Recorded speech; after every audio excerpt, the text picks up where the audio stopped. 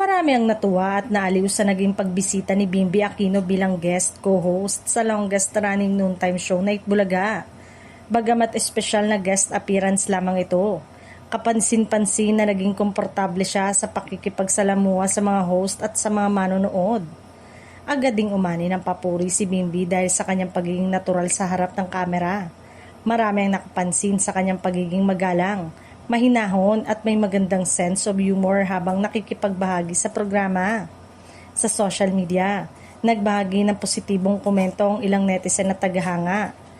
Ayon sa kanila, may potensyal umano si Bimby sa larangan ng hosting at entertainment, lalo na't lumaki siya sa pamilyang kilala sa industriya at pampublikong serbisyo.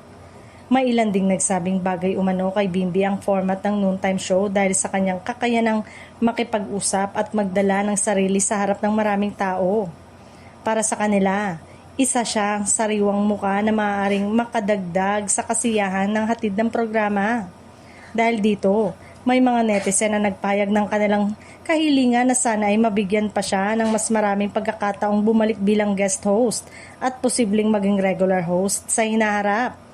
Gayunpaman, wala pang opisyal na pahayag tungkol dito mula sa kampo ni Bimby o sa pamunuan ng programa. Sa ngayon, nananatiling masaya at suportado ng kanyang mga tagahanga ang anumang landas na tatahakin ni Bimby. Para sa marami, ang kanyang paglabas sa Itbulaga ay maaaring simula pa lamang ng mas marami pang oportunidad para sa anak ni Chris Aquino sa mundo ng showbiz at hosting.